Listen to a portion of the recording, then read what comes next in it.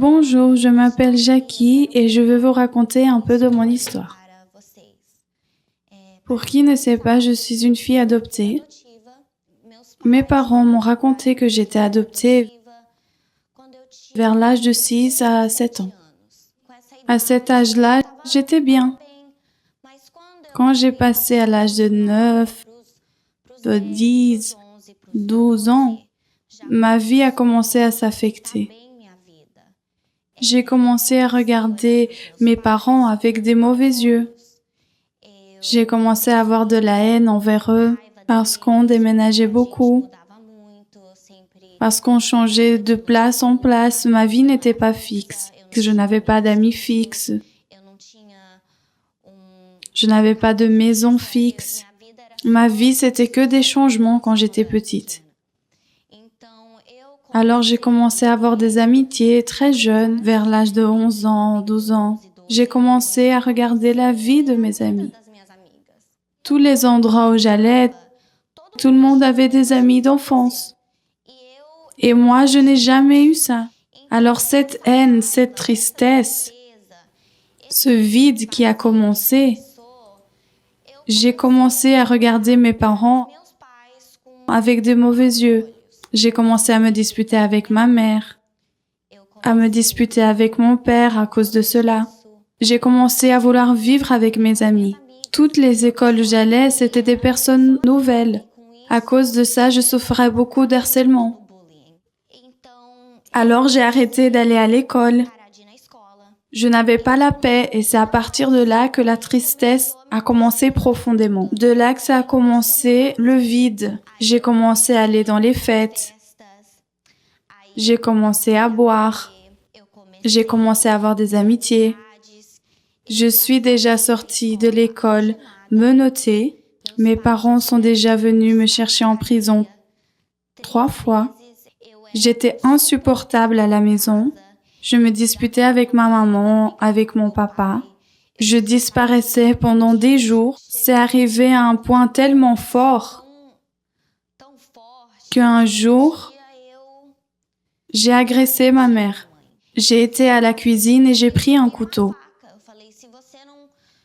Si tu ne me laisses pas sortir aujourd'hui, je vais me couper. Et j'avais le couteau sur mon poignet juste devant ma mère. Elle a essayé de prendre le couteau. Ma première réaction, c'était lui donner un coup de poing. Je suis revenue à moi. Je suis revenue à ma conscience quand j'ai vu que ma propre mère était en sang.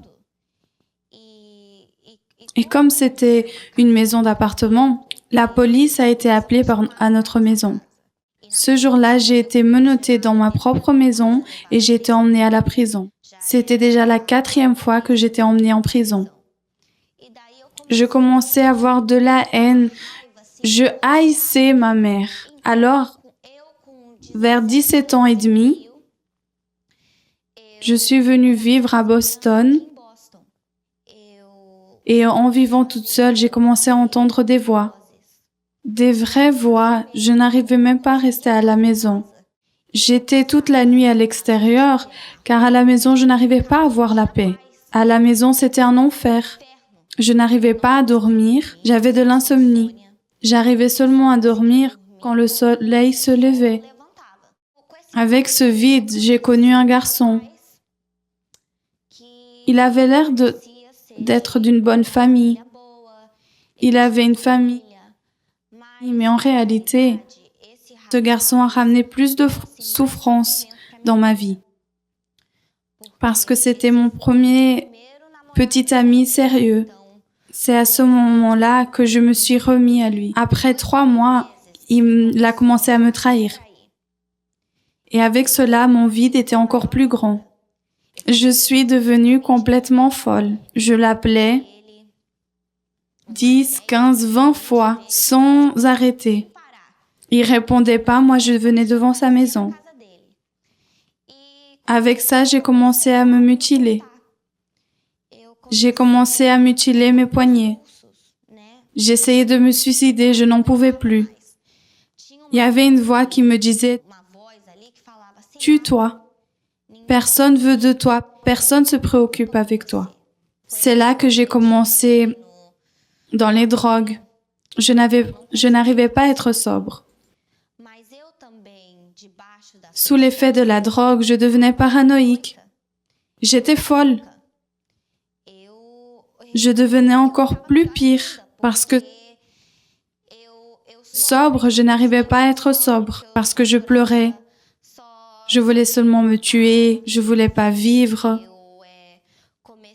J'ai commencé à gérer une page sur Instagram qui était appelée X-Danger. J'ai commencé à être le danger, la dangereuse, connue comme la dangereuse dans les rues de Boston. À partir de ce moment, j'ai commencé dans le monde de la mode. J'avais des sections de photos pour avoir une promotion. Ces photos-là, c'était moi presque nue. Moi dans les hôtels, dans la rue, sans vêtements, en culotte, en soutien. C'était des maillots, des vêtements de donzelle vraiment. J'ai apparu dans des magazines où on voit les femmes pratiquement nues.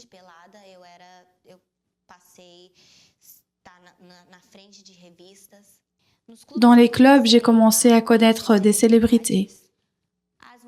Mes photos avaient 3-4 000 likes. J'étais connue.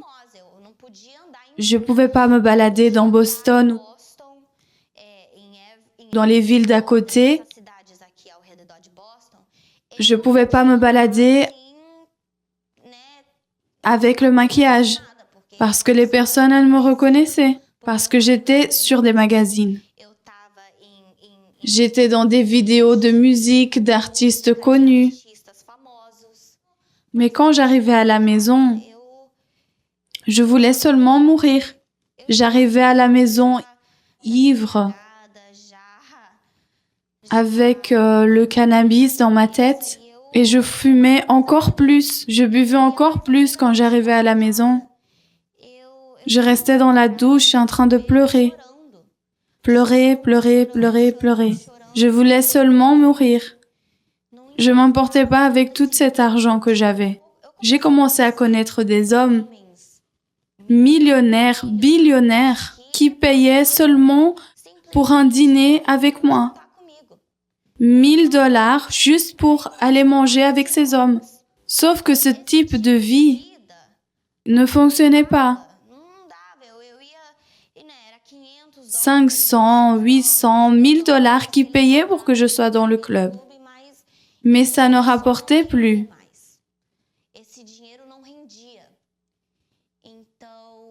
Alors j'ai connu une fille.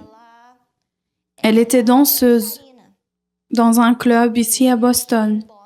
Quand j'étais dans le club et j'ai vu cette fille danser, enlevant ses vêtements pour danser, en utilisant son corps pour gagner de l'argent, j'ai pensé pourquoi pas. C'est là que j'ai commencé à être danseuse de club. J'ai commencé à danser pour de l'argent nu, complètement nu. Je n'apparaissais pas dans ce club sobre parce que je n'arrivais pas. Pour vous dire la vérité, je me rappelle que de certaines choses. Quand je descendais dans les loges, là où les filles, elles se changeaient. Mais quand j'étais là en haut, quand j'étais dans le show en train de danser pour de l'argent, je ne me rappelle pas. J'étais 100% manifestée. Et ma vie, c'était ça, fête ici, fête là-bas. Miami un jour, New York un autre jour, Chicago un jour, Atlanta un autre jour. J'ai commencé à danser dans des clubs des autres villes parce que c'était des clubs qui donnaient beaucoup plus d'argent. Visiblement, j'avais tout. J'avais de l'argent, des statuts. Dans le monde, j'avais des statuts. J'avais des offres. Je me rappelle mon email de modèle. J'avais des offres des hommes millionnaires, billionnaires, qui m'offraient 100 000 $, 50 000 $ pour aller passer le week-end avec eux. Moi-même, j'avais la haine de moi. J'ai commencé à avoir de la haine de moi-même. Je me rappelle jusqu'à aujourd'hui, un mercredi que je suis revenue. Je suis revenue à l'église ce mercredi et j'ai remis ma vie à Dieu.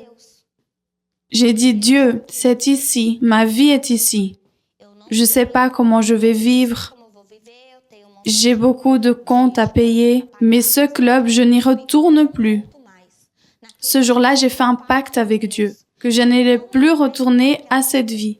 J'ai commencé à venir à l'église, j'ai commencé à lire la Bible à la maison, j'ai commencé à aller au groupe de jeunes, j'ai trouvé un travail, un très bon travail. J'ai supprimé toutes les photos que j'avais sur Instagram. J'ai tout supprimé.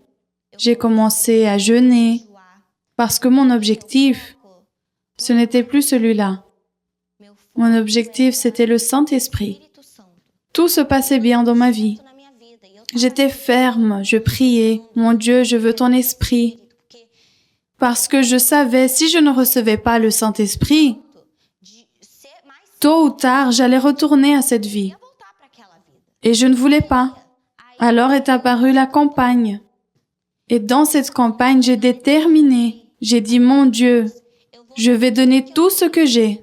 Tout ce que j'ai, je vais mettre sur ton autel. Mais vous devez me donner votre esprit. J'étais dans la foi. J'avais déjà mis tout dans l'enveloppe, tout ce que j'avais de réserve de mon ancienne vie, que je n'avais rien gardé. L'argent est venu vite, mais est parti tout aussi vite. Mais ce que j'avais, j'ai mis dans l'enveloppe. J'ai mis dans l'enveloppe.